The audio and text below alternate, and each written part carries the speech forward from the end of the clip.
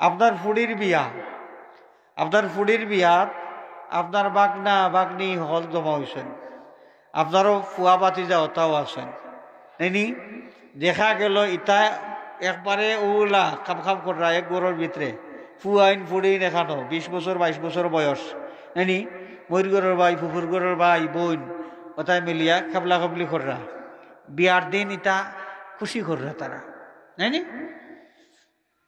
এখান অস্বীকার করেন না জানি আমরা সমাজক কোন বাড়িত মুসলমানের বাচ্চার বিয়া হয় আর ইটা ঘটনা ঘটে না। একটা বাড়ির নাম ফুকা দিকে প্রায়ও ঘটে, প্রায়ও ঘটে। তো এই যে আপনার এক ছেলের বয়স হইল 20 বছর, আপনার বাগনি আইছে, বাগনির বয়স হইল 18 বছর, বাতিজি আছে, বাতিজা আছে ও 22 বছর 21 বছর 19 বছর বয়স, অর্থাৎ ও এবারে দুমদাম কররা আড্ডা বাড্ডা দিরা। আপনি হাজি সাহেব 5 ওয়াক্ত নামাজি মানুষ, তাহাজ্জুদ গুজার, তসবিও পড়েন, তিলাওয়াত করেন, সবটা ঠিক আছে। এগুলা ইটা যে তা চলার ইটা হালাল না হারাম? হারাম। আপনি যদি কইন ইটাও বিয়ার দিন তোরা খুশিবাসী তারা করে, হারাম দিয়া কোনো খুশিবাসী আসেনি?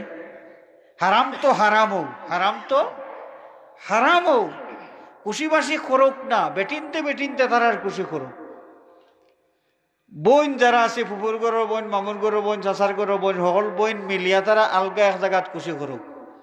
মাঝে মাঝে যদি গীত গাতো গাইলাই হোক ভিতরে দিছি ভাইসা ভাই বেটাইনতে শুনুন না আওয়াজ গায় না,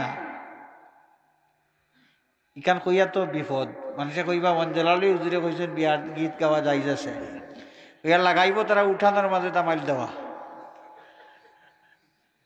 এটা হোক করে দি যে কুটার থাকি আওয়াজ বেটাইনতে শুনুন না, ওলা সুফে সাফি গীত গাত গাউকা এটা যাই যাচ্ছে, বাজনা না, আনা বাজনা গীত গাউকা তারার তারার বেটিনতে উলমাইল করুকা সেইফে তারার বেটাইনতে বেটাইন তোর মামুর ঘরের ভাই, ফুফুর ঘরের ভাই, চাচার ঘরের ভাই সকল দেখা নয় তাইন তাইন তাদের একটু ফুর্তি করুকা, সমস্যা কিতা।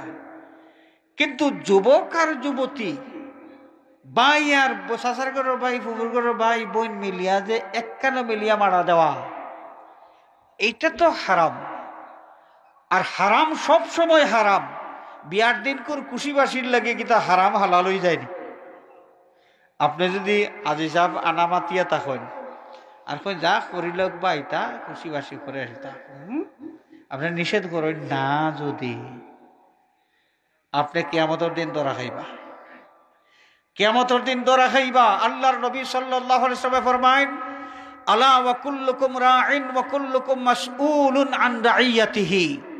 আমার উম্মত হল জানিয়া রাখো, তুমি তান প্রত্যেকেই এক একজন রাখাল, আর কিয়ামতের দিন তোমার তান্ডে জিকা করা হইব রাখালির দায়িত্ব তুমি তাই কিতা পালন করছো। এর লাগি আমরা খুব খেয়াল রাখতাম।